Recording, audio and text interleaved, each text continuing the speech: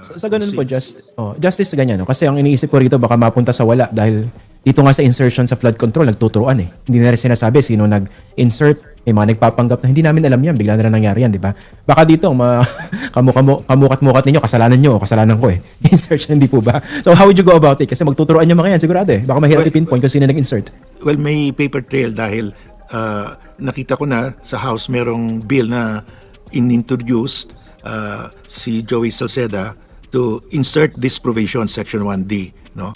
Enzo Recto, kalaban ang katiwalian at kasinungalingan, kakampi sa katotohanan at kabutihan. Matinding revelasyon ito, mga kabunyog. Habang lumalabas ang mas malinaw na impormasyon, hindi ibig sabihin na absuelto na si Recto. May pananagutan pa rin siya dahil sa dulo, siya ang nagpatupad ng paglipat ng pondo mula PhilHealth papuntang National Treasury. Pero ayon sa bagong pag-amin ni former Chief Justice Antonio Carpio, may mas malalim pang pinagmulan ang mismong insertion na naging basehan ng ginawa ni Recto. Sa panayam kay Esguerra, sinabi ni Carpio na ang sinasabi ni Recto ay nag-implement lang daw siya at may mandato raw ang batas. Pero kahit sabihin mong may mandato, mga kabunyog, responsibilidad pa rin niya na tiyaking tama at legal ang bawat probisyo kanyang ipinatutupad. Ayon pa kay Carpio, mali ang unang akala niya at nang marami na si Recto ang nagpasok ng probisyon, sabi niya mismo, ang akala ng iba, ang akala ko, na siya ang nag-i-insert, bahat na trace ko na, hindi pala siya ang nag-i-insert.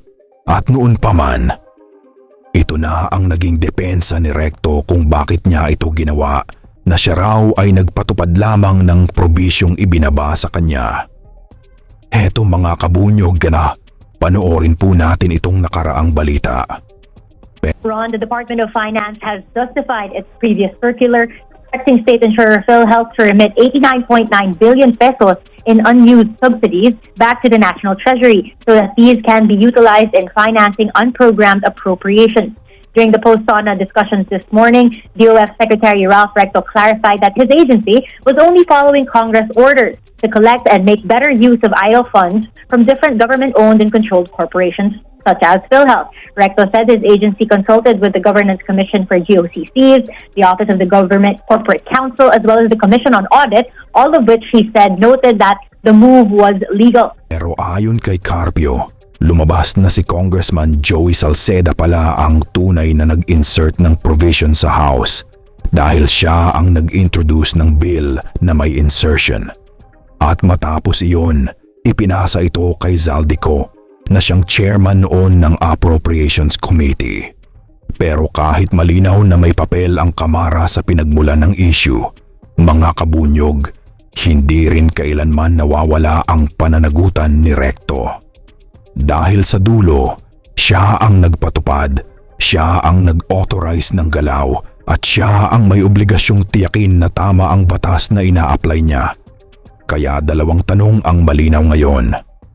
Sino ang nagpasimuno ng insertion? Sabi ni Carpio, si Joey Salceda. Sino ang nag-implement ng questionable transfer? Si Recto pa rin.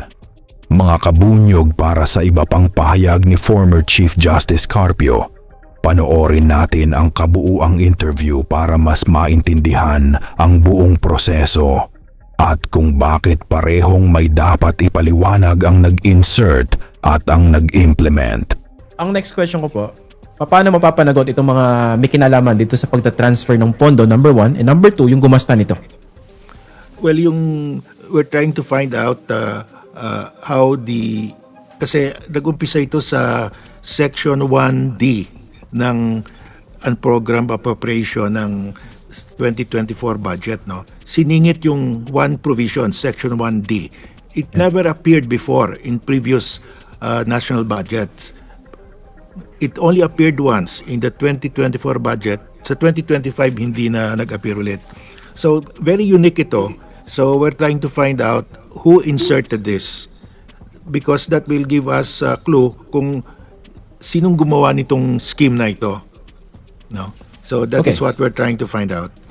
Okay, pero in terms of accountability, hindi po ba naturally ang titingnan po dyan kung sino nag-insert yung head po ng Appropriations Committee sa House, yung head ng Finance Committee sa Senate, yung House Speaker at saka yung Senate President at that time? That is correct. If hindi ko pa natingnan kung yung NEP, National Expenditure Program, na proposal ng Presidente na sinubmit sa Congress, kasama na yung Section 1D.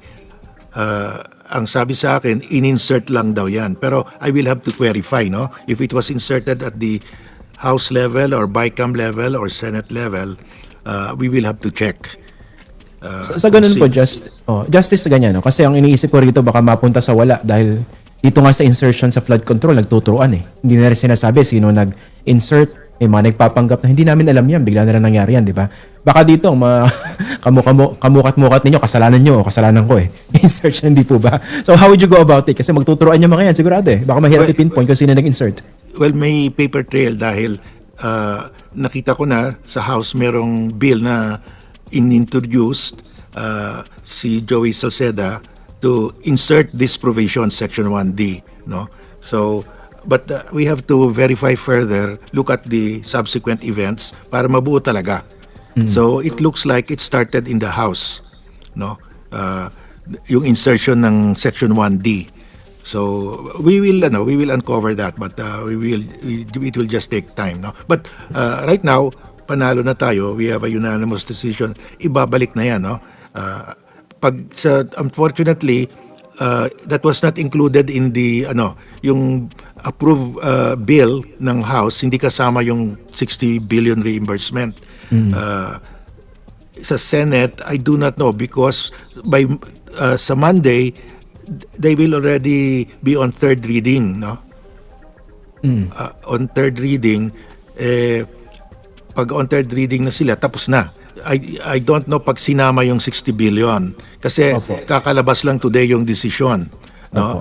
So Bunyog, bunyog, halikan na kasama ka. Bunyog, kapag buklod ay may pag-asa.